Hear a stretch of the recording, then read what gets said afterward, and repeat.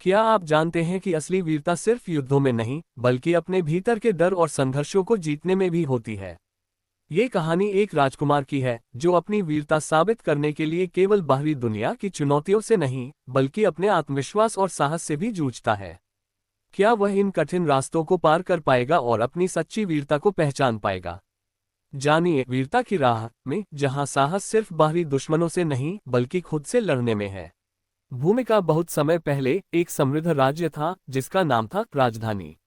यहाँ के राजा राजा रणधीर और उनकी पत्नी रानी अरुणा अत्यंत परिपक्व और समझदार थे। उनका एक प्रिय पुत्र था, जिसका नाम था राजकुमार रविंद्र। रविंद्र का मन हमेशा नई जगहों और नई चुनौतियों की ओर आकर्षित होता था, और वह दुनिया की असली सच्चाई को जानने के लिए उत्सुक था।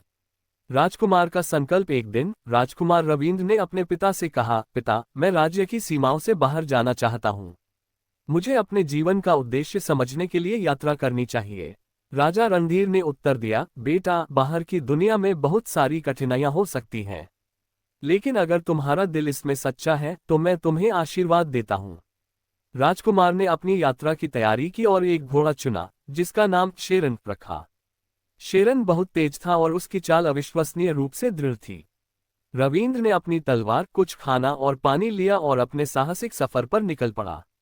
प्रथम पड़ाव रेगिस्तान। राजकुमार ने अपनी यात्रा की शुरुआत एक विशाल रेगिस्तान से की, जहां सूरज की तपिश से सारा वातावरण झुलस रहा था।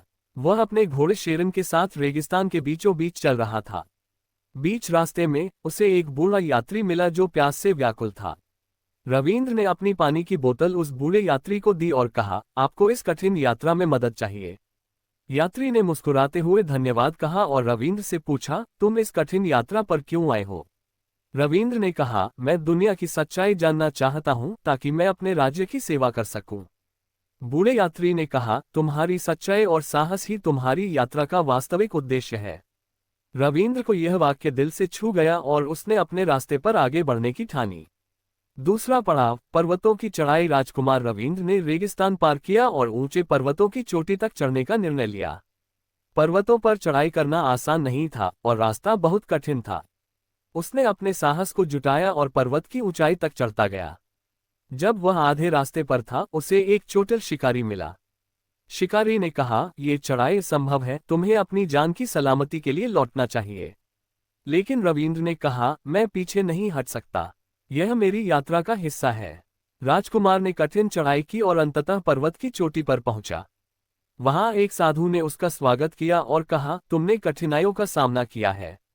अब तुम्हें ये समझने की जरूरत है कि सच्ची वीरता बाहरी दुनिया से नहीं, बल्कि अपने भीतर की वीरता से आती है। तीसरा पड़ाव अंधेरे गुफा। रविंद्र ने पर्वतों की चोटी से एक गहरी गुफा की ओर रुख किया। गुफा के अंदर अंधेरा था और एक रहस्यमय स्वर गूंज रहा था, जो अपनी डर का सामना कर सकता है, वही असली नायक है।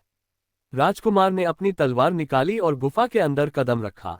अंधेरे में उसे कई भयावह आवाजें सुनाई दी, लेकिन उसने डर को पराजित करते हुए गुफा के भीतर की गहराई में प्रवेश किया। वहां उसने देखा कि गुफा के भीतर एक पुराना रत्न था, जो सदियों से गुम था। राजकुमार ने रत्न को उठाया और महसूस किया कि यह सच्ची वीरता की शक्ति का प्रतीक था, भय को परास्त करने की शक्ति। चौथा पड़ाव महासागर पार। राजकुमार ने अपने यात्रा के अंतर्गत महासागर को पार करने का निर्णय लिया। महासागर के पार एक नया द्वीप था, जिसे कोई भी शाही व्यक्ति नहीं देख पाया था। रविंद्र ने एक नाव बनाई और महासागर के तेज लहरों के बीच संघर्ष करते हुए द्वीप पर पहुंचा। वहां एक युग पुराना रक्षक मिला, जिसने रविंद्र से पूछा, तुम इस महासागर को क्यों पार कर रहे हो? रविंद्र ने कहा, मैंने अपनी यात्रा की सीख ली है, अब मुझे इसे समाप्त करना है और सच्चे उद्देश्य की ओर बढ़ना है। रक्षक ने कहा, तुमने अपने साहस को सिद्ध किया है, अब तुम सच्चे नायक हो। समाप्ति घर लौटना। राजकुमार रविंद्र ने घर लौटने का निर्णय लिया।